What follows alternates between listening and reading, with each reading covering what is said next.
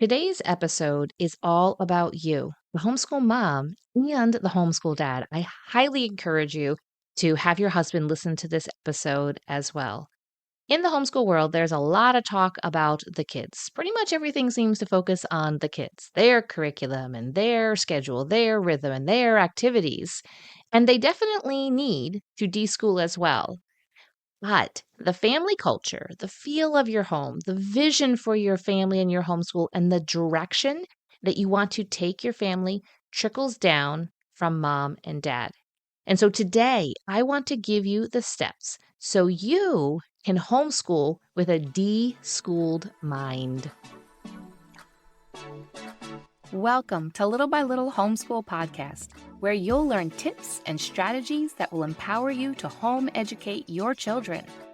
I'm Leigh Nguyen, a homeschool mom of over 12 years, which includes 2 graduates. When I started homeschooling, I was pretty much on my own and was desperate for encouragement and help. My mission is to be a source of encouragement and help to you. Whether you are just beginning your homeschool journey or you're deep into the homeschool lifestyle, Little by Little Homeschool wants to help you stay the course because all the time you are investing into your children is completely worth it.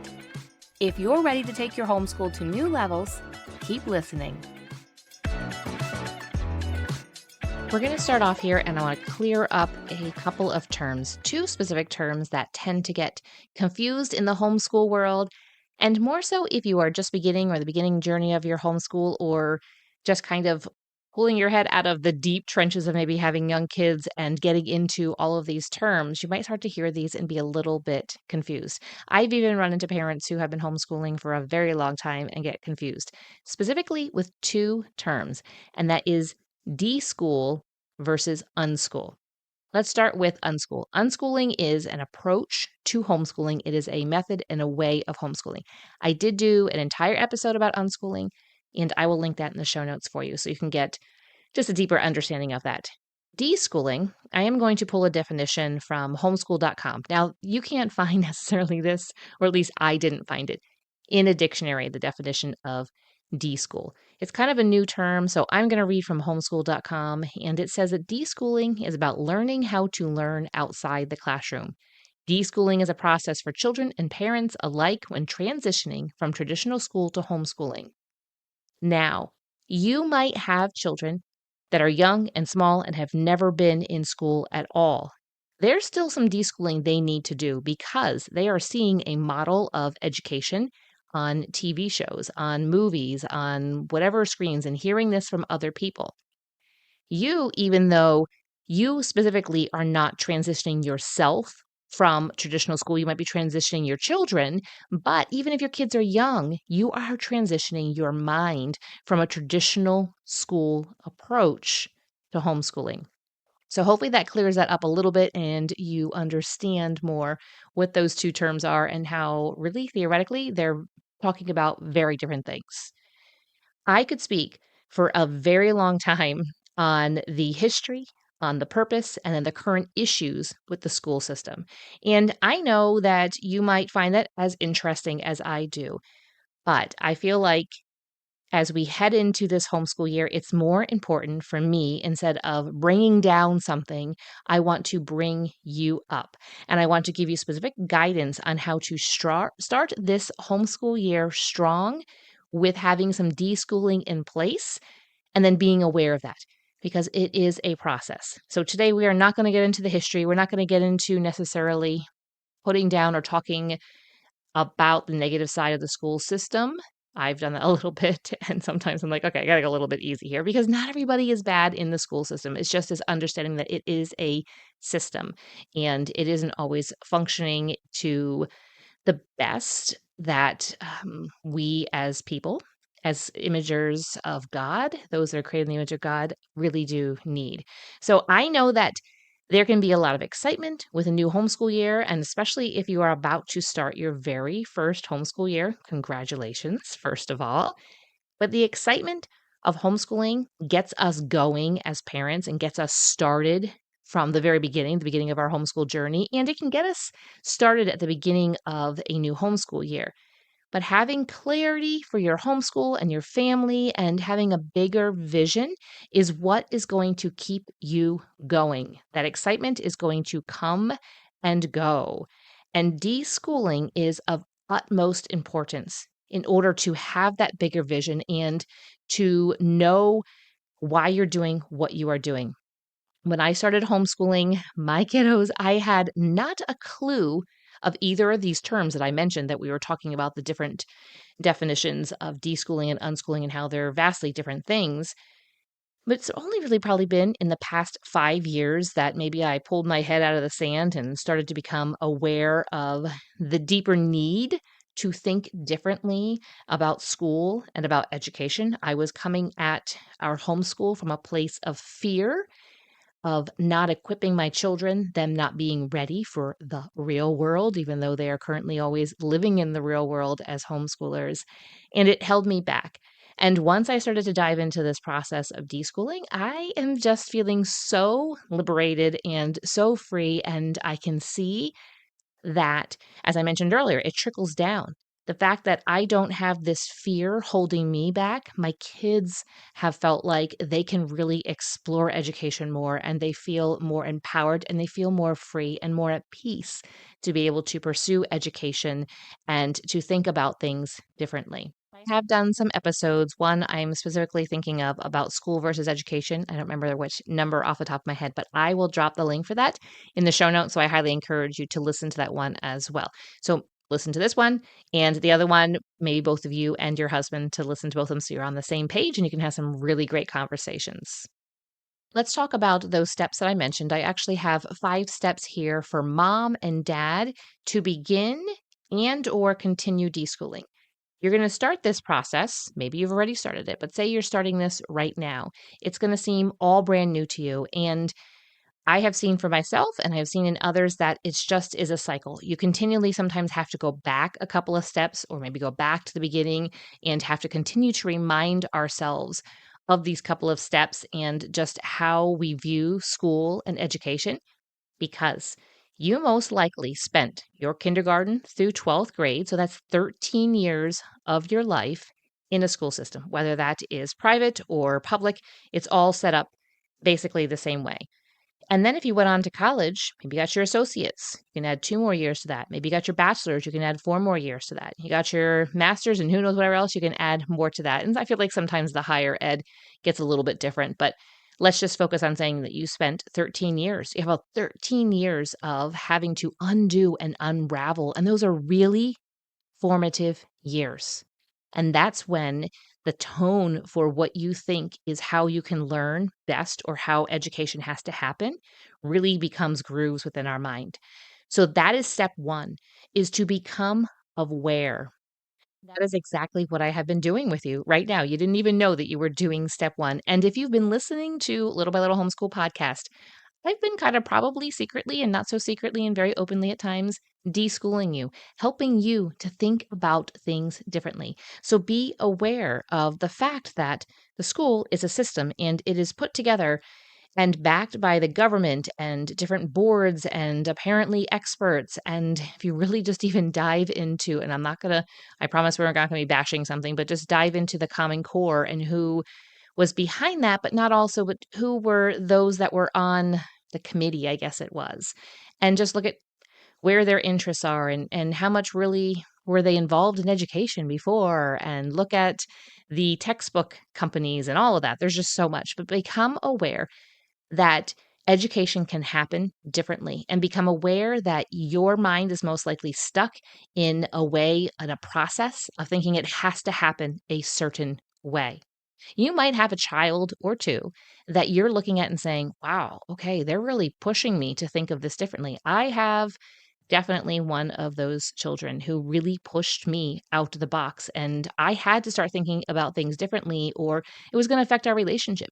It was going to affect the way that I educated him and forcing him to do things in a way that just isn't how he is wired. And that's the really neat thing about homeschooling is that we get to learn together and our kids get to teach us a lot as well. So be aware and understand that this might be the first time you're introduced to this topic, or this might be the time that you're reintroduced to this topic, but it has to be something that comes to mind here and there, because if it doesn't, we'll continue to just replace the education. We're just going to be doing school at home and thinking that we have to do it exactly like that. Step number 2 is to then be open to relearning what you thought. There are a lot of people that become aware that, oh, you can do homeschool differently, but they're not open to learning more about that. They just know that maybe you do school differently than the kids do in the school system, but they aren't into wanting to relearn from you. They don't want to hear why you're doing it in different ways. They don't really want to get into it. There is a cognitive dissonance there, and it just will fracture their minds. And you're here right now. Maybe that's you a little bit too, and you're pushing back and you're like, this lady's crazy. Just please hear me out. Listen to this episode, listen to all the other 280 some other episodes, and hopefully that will help soften your mind. But there's a lot of things that in a lot of institutions that we have been so indoctrinated and so ingrained in our mind that we are simply just to trust. We're just to kind of be like, zombies. I just kind of picture their hand out straight, like, oh, here we go. I must follow that. But there is a different way of doing things. And you have to realize that there's a lot of relearning that you have to do. And again, not all people in school are bad. I believe that there's a lot of people that get into it who really want to make a difference and want to make a change and love children and love education. So we are talking about the system as a whole. If you are feeling like you are open to relearning this, I highly recommend the book called Dumbing Us Down by John Taylor Gatto. It will maybe just kind of blow your mind. You might get mad at him. That's just kind of a little bit of a sign that you have some resistance. And I encourage you to continue to read the book, or maybe put it aside and wait for a little bit, wait for your mind to kind of soften a little bit and just hear him out. So I highly encourage you. Go ahead. You can grab that on Amazon. I can even drop a link for you in the show notes so you can get the book. It's a really easy and quick read. I would highly recommend that as a couple, you read this either together or you each read it. So now you've got a couple assignments. You got this episode to listen to. You're going to go back and listen to the ones in the show notes, and then you're going to read that book together and talk about it. And then look at your education. Look at the way that you had to go through school and see if what he says resonates and if you can see that in your own life. So be open to relearning. And when you start to hear things differently about how education can happen. Now, in the beginning, I mentioned unschooling, and some of you are like, oh, no, that's not real education. Well, maybe it is. So be open to relearning that as well. I can tell you that when I first heard of unschooling years ago, I was like, that's crazy talk. Now I'm like, I love that. That's a great idea. So just know that you can come around to things and just be open to that. Step 3 is to come up with a plan for deschooling. I mean, we could go into this, and I can go into this in a further episode and really break this down on how to do that. But they say for kids, if you are, again, this is going to be about you, but I'm just going to give you in general about kids. This is what they, quote unquote, they, whoever they are. And they kind of recommend that you give a child 1 month for every year of school that they have been in. So if they have been in school for 5 years, to give them 5 months to deschool. You were in school for 13 years, and then you've had a bunch of time afterwards, and you have watched a lot of families and a lot of people just continue with that model of school. So I'm going to say that you need more than just 13 months. I'm going to tell you that it's probably going to take you years to be able to shift your mindset, and that is okay. The moment that you feel like you're slipping back into it, become aware of that. Go back to that step 1 of being aware, and then be step 2 of be open to relearning something differently because you're being presented with something that just sounds like crazy talk. Then come up with a plan. So the plan could be in general, or it could be very specific about how you're going to work on deschooling. And so we're just going to talk about you. Part of your plan would be, I'm going to read that book that Leigh just recommended, and then I'm going to see where that leads. I'm going to maybe be open to watching some videos about different ways of homeschooling our kids. I'm going to read some different books. I'm going to go start talking to different homeschoolers, and I'm going to have a plan in place for when my knee-jerk reaction is going to be, they couldn't possibly, as a second grader, do science without a textbook. No, come up with a plan. When you think of that, say, nope, how can we do this a little bit differently? It's okay. It's second grade science. This isn't a child that is in, say, 11th grade and is planning on going on to college to major in some type of science because they need that degree in order to get into the field that they want to. No, this is a second grader who just wants to know about the frogs and the toads and the snakes and the trees and the birds. You can do that without a textbook. So coming up with a plan and being able to then work off of each other, especially as a couple, you could kind of maybe have like a little like look that you give each other, like, hey, you need to work on some deschooling here right now, or just can you just trust me? And I sometimes say that to my husband too. Can you just trust me? I have their best interest in mind. So the plan for you is to read books and to talk to people and to watch videos and to just being open to seeing things differently. But then have a come up with a plan when you start to find yourself saying, oh, we need to hang up all these posters. We need to have all of these textbooks. We need to have certain hours that we are doing school, and we need to maybe get a bell out to ring when we're going from subject to subject. How are you going to handle that with yourself? Step 4 is don't get scared. Think outside the box and then continue to think outside of the box. The out of the box thinkers of the world are the ones that are doing some things that we probably admire. Think about the people that you admire and have they done something outside of the box? Most likely. The school keeps our brains in the box. We now are deschooling and we're going to think about outside the box. And part of this is when you hear of somebody educating their children differently than you are, and your first thought is to think negatively of that, capture that thought in your mind and say, nope, that's not how I'm going to think about them. I might think that's a little bit crazy, but my better response would be to ask them some questions and then to wait and watch the fruit of what they are doing. But don't get scared. I know that you're scared. I have been scared and I'll still get scared once in a while. And I have to say, no, that is not the right thing to respond in this way. Fear does not come from God. I'm not being ignorant. I'm not being negligent. Now we can be ignorant and negligent and yeah, maybe fear the outcome because you're completely not educating your child at all and you have them locked and closed up in a room with no resources or anything like that. I mean, that would be abuse. But, I'm just kind of talking extreme here is by completely sheltering your child and they have no access to anything. They can't learn anything and you don't, pour into them at all. And I know that is not you at all.